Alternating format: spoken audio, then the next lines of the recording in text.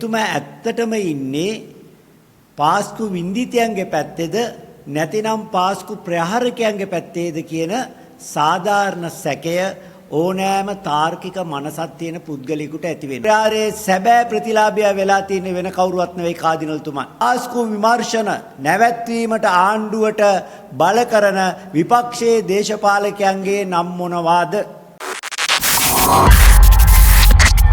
Cyril Gamini පියතුමන් මාධ්‍ය හමුවේ කරන ප්‍රකාශ නිසා එතුමා ඇත්තටම ඉන්නේ පාස්කු වින්දිතයන්ගේ පැත්තේද නැතිනම් පාස්කු ප්‍රහාරකයන්ගේ පැත්තේද කියන සාධාරණ සැකය ඕනෑම තාර්කික මනසක් තියෙන පුද්ගලයෙකුට ඇති වෙනවා. ඒ කුකුස විසඳා ගැනීම සඳහා සිරිල් ගාමිණී පියතුමාට ප්‍රශ්න 10ක් ඉදිරිපත් කරන්න අපි කල්පනා කළා. මේ ප්‍රශ්න 10ට පිළිතුරු ලබා දී ජනතාවගේ සිතේ පැන නැගී ඇති කුකුස විසඳා ගැනීමට සහාය වෙන්නයි කියලා අපි සිරිල් ගාමිණී පියතුමාගෙන් ඉල්ලා සිටිනවා. ප්‍රශ්න අංක 1. ප්‍රතිලාභියා අපරාධකරු වේ කියන ජනප්‍රිය කුමන්ත්‍රණ න්‍යායක් තියෙනවා. මේ කුමන්ත්‍රණ න්‍යාය අනුව තමයි ජෝන් එෆ් කෙනඩි ඇමරිකානු ජනාධිපතිතුමාගේ ඝාතනයේ සැකය උපජනාධිපති ලින්ඩන් ජොන්සන්ට එල්ල වුණේ. ඒ වගේම බණ්ඩාරනායක අගමැතිතුමාගේ ඝාතනයේ සැකය වැඩබලන අගමැති W දහනායක මැතිතුමාට එල්ල වුණේ. ඒ වගේම උපාලි විජේවර්ධන මැතිතුමා අතුරුදහන් වීමේ සැකය අගමැති ආර් ප්‍රේමදාස මැතිතුමාට එල්ල වුණේ. එතකොට මේ ප්‍රතිලාභියා අපරාධකරු වේ කියන කුමන්ත්‍රණ න්‍යාය යොදා ගනිමින් තමයි 2019 ජනාධිපතිවරණය ආසන්නයේ ජාතික ආරක්ෂාව බරපතල ලෙස බිඳවැටීමෙන් 2019 ජනාධිපතිවරණයේදී පාස්කු ප්‍රහාරයේ ප්‍රතිලාභය ගෝඨාභය රාජපක්ෂ මැතිතුමා හිමි කරගත්තාය කියන පදනමින් තමයි සිරිල් ගාමිණී පියතුමන්ලා ගෝඨාභය ජනාධිපතිතුමාට සැකය එල්ල කරන්නේ. හැබැයි අපි හොඳටම දන්නවා 2018 පළාත් පාලන මැතිවරණයේදී පොහොට්ටුව 42ක් ශ්‍රී ලංකා නිදහස් පක්ෂයේ 14ක් ඡන්ද ප්‍රතිශත ලබාගත් නිසා ජනාධිපතිවරණයට යනකොටත් ශ්‍රී ලනීපේ සහ පොදු පෙරමුණේ සහාය ලැබුණු ගෝඨාභය රාජපක්ෂ මැතිතුමා 56ක ඡන්ද බැංකුව සහිතවයි හිටියේ. පාස්කු ප්‍රහාරයෙන් ප්‍රතිලාභයක් ලබා ගැනීමේ අවශ්‍යතාවයක් එතුමාට තිබුණේ නැහැ. වැඩිපුරත් එක්ක ඡන්ද තිබුණා.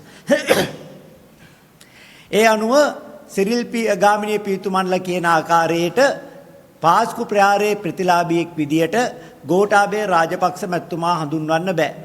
හැබැයි මේ පාස්කු ප්‍රහාරයේ සැබෑ ප්‍රතිලාභියෙක් ඉන්නවා. පාස්කු ප්‍රහාරය සිදු කළේ ලංකාවේ ප්‍රබල පිරිසක්ය. ඒ ඇත්තෙන්ම මැල්කම් රංජිත් කාදිනල්තුමන් 2022 නොවැම්බර් මාසේ 15 වෙනිදා කොළඹ අගරදුගුරු පදවියෙන් විශ්‍රාම ලැබිය යුතු තිබුණා. මොකද එදින එතුමාගේ 75 වන උපන්දිනයේ යෙදී තිබුණු නිසා. නමුත් පාස්කු ප්‍රහාරයේ පිටුපස රටේ ප්‍රබල පිරිසක් ඉන්නවාය. ඒ අයව නීති හමුවට පැමිණීමට මම තනතුර දැරිය යුතුයයි වතීකානුවට දැනුම් දෙමින් කාදිනල්තුමා 4 වතාවක් මේ වන විට සේවා දිගුවන් නැත්තම් රීලෝඩ් දාගෙන තියෙනවා. සේවා දිගුවන් ලබාගෙන තිබෙනවා. ඒ නිසා හැරිලා බලද්දී පාස්කු ප්‍රහාරයේ සැබෑ ප්‍රතිලාභය වෙලා තියෙන වෙන කවුරුවත් නෙවෙයි කාදිනල්තුමා. එහෙමනම් ප්‍රතිලාභියා අපරාධකරුවා වේ කියන කුමන්ත්‍රණ න්‍යාය විශ්වාස කරනවා නම් සිරිල් ගාමිණී පියතුමන් පාස්කු ප්‍රහාරයේ පිළිබඳ වගකීම එහි සැබෑ ප්‍රතිලාභියා වන මැල්කම් රංජිත් කාදිනල්තුමා මත ඔබතුමා පටවන්නේ නැත්තේ ඇයි? ඊළඟට ප්‍රශ්න අංක 2. 2021 ඔක්තෝබර් 13 වෙනිදා 2021 ඔක්තෝබර් 13 වෙනිදා වීඩියෝ තාක්ෂණයේ සහායෙන් පැවැත්වුණු ප්‍රසිද්ධ සාකච්ඡාවකදී පාස්කු ප්‍රහාරයේ මහමුලකරු මේජර් ජෙනරල් සුරේෂ් සලේ මැතිතුමාය කියලා සිරිල් ගාමිණී පියතුමා පවසනවා.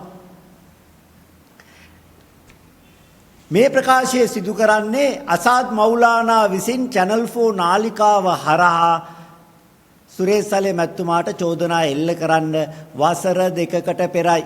එහෙමනම් සිරිල් ගාමිණී පියතුමනි සුරේසලේ මැතිතුමා පාස්කු ප්‍රහාරයේ මහබොලකරු බවට 2021 ඔක්තෝබර් 13 වන දින ඔබ වීඩියෝ තාක්ෂණයෙන් පැවති රැස්වීමේදී ප්‍රකාශ කිරීමට පදනම් කරගත්ත සාක්ෂි රට ඉදිරියේ ප්‍රසිද්ධ කරනවාද නොකරන්නේ නම් ඒ මන්ද. ප්‍රශ්න අංක 3 විපක්ෂයේ සමහර දේශපාලකයන් විමර්ශන කඩාකප්පල් කිරීමට කටයුතු කරනවාය විමර්ශන නැවැත්වීමට බලපෑම් කරනවාය කියලා ඔබතුමා මාධ්‍ය හමුවකදී ප්‍රකාශ කළා. පාස්කු විමර්ශන නැවැත්විය යුතුය හෝ සුරේසලේ මැතිතුමාට එරෙහිව කරන විමර්ශන නැවැත්විය යුතුය කියලා විපක්ෂයේ දේශපාලකයෙක් කියනවා අපිට නම් ඇහිලා නැහැ. ඒ නිසා පාස්කු විමර්ශන නැවැත්වීමට ආණ්ඩුවට බල කරන විපක්ෂයේ දේශපාලකයන්ගේ නම් මොනවාද? ප්‍රශ්න අංක 4 මේජර් ජෙනරල් සුරේසලේ මැතිතුමා ඔහුගේ ජංගම දුරකථනයේ සහ පරිගණකයේ මුරපද රාජ් පොලිසියට ලබා දිය යුතුයි කියලා ඔබතුමා මාධ්‍ය හමුවකදී ප්‍රකාශ කළා. යම් විමර්ශනයක සැකකරුවෙකුට එම විමර්ශනයට සහාය දෙන මෙන් බල කිරීම නීති විරෝධී බව ඔබතුමා දන්නවාද? ප්‍රශ්න අංක 5 රාජ් පොලිසිය විසින් සුරේසලේ මැතිතුමාට අමානුෂික ආකාරයකට සලකා ඇති බව මේ වන විට අධිකරණ වෛද්‍ය වාර්තාවෙනුත් මානව හිමිකම් කොමිසම විසින් සිදු කරන විමර්ශනයනුත් තහවුරු වී තිබෙනවා. එවැනි පසුබිමක මේ අමානුෂික සැලකීම් වලට එරෙහිව අප හඬ නගන විට ඔබතුමා මාධ්‍ය හමු පවත්වමින් ඒ අමානුෂික සැලකීම් සාධාරණීකරණය කිරීමට උත්සාහ කිරීම ජේසුස් සමිදානන්ගේ ප්‍රේමයේ පණිවිඩයට එකඟද කියලා අපි සිරිල් ගාමිණී පියතුමාගෙන් ප්‍රශ්න කරනවා. ප්‍රශ්න අංක 6 පාස්කු ප්‍රහාරයට සම්බන්ධ බවට චෝදනා එල්ල වී ගෝඨාභය රාජපක්ෂ ආණ්ඩුව විසින් රාජ් පොලිසියේ අධ්‍යක්ෂක තනතුරෙන් ශානි අබේසේකර මහතාව ඉවත් කළ බව දනිමින් විමර්ශනය කලින් කළ අයටම විමර්ශනය යලි බාර දෙන්නයි ඔබතුමා ඉල්ලා සිටන විට නැවත රාජ් පොලිසියේ අධ්‍යක්ෂක වන්නේ පාස්කු ප්‍රහාරයේ චුදිතයෙකු වී සිටින ශානි අබේසේකර මහතාම බව ඔබ නොදැන සිටියාද? ප්‍රශ්න අංක 7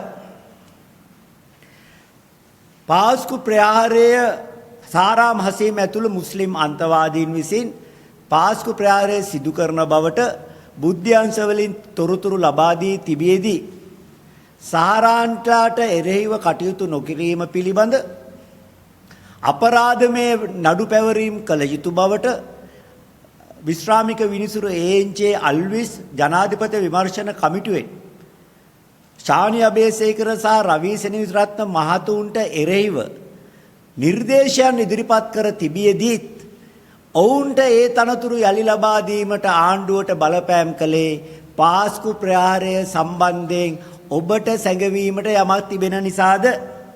එසේ නොවේ නම් එවැනි ඉල්ලීමක් කිරීමට හේතුව කුමක්ද? ප්‍රශ්න අංක 8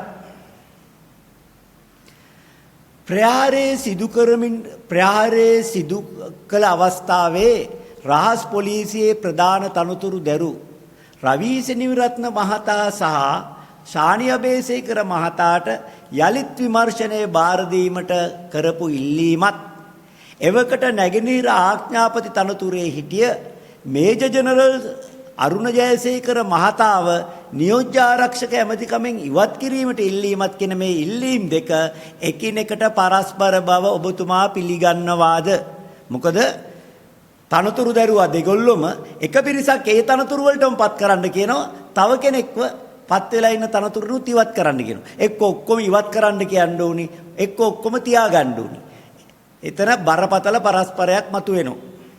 ඊළඟට අපි අහනවා ඉල්ල පරස්පර බව පිළිගන්නවාද නොයසේනම් ඒ මන්ද. ප්‍රශ්න අංක 9.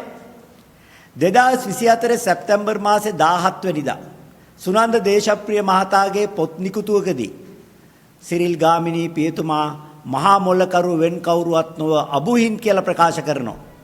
හැබැයි ඒ වන විට එතුමා මහා මොල්ලකරු එතුමාත් ඒ වගේම අර වීඩියෝ තාක්ෂණයෙන් තිබ රැස්වීමේදී එතුමාත් ඒ වගේම channel 4 නාලිකාව හරහා අසාද් මවුලානත් මහා මොල්ලකරු සුරේෂ් සලේ කියලා ප්‍රකාශ කළා ඉවරයි. එහෙම තිබියදී මෙතුමා කියනවා අබුහින් කියලා. එතකොට දැන් නැවත මහා මොල්ලකරු සුරේෂ් සලේ කියනවා.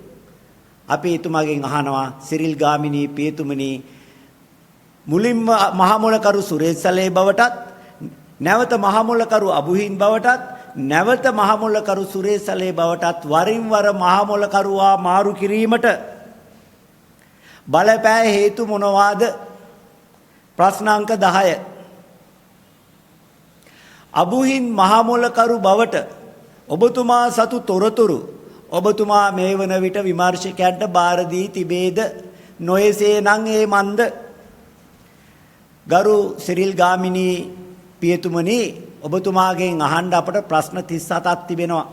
හැබැයි ඔක්කොම එක දවසේ අහන්න බෑනේ, උත්තර හොයන්න වෙලා යනවනේ. ඒ නිසා අදට අපි මේ ප්‍රශ්න 10 අහනවා. මේ ප්‍රශ්න 10ට උත්තර දුන්නම තව ප්‍රශ්න 10ක් අපි ඉදිරිපත් කරනවා. ඒ වගේම සිරිල් ගාමිණී පියතුමා මේ ප්‍රශ්න 10ට පිළිතුරු නොදී මගහැර සිටීමට කටයුතු කළොත් එතුමා පවත්වන ඊළඟ මාධ්‍ය හමුවේදී මේ ප්‍රශ්න 10ට එතුමාගෙන් පිළිතුරු ලබා ගැනීමට කටයුතු කරන මෙන් අපේ මාධ්‍යවේදී මිත්‍රයන්ගෙන් අපි ඉල්ලා සිටිනවා.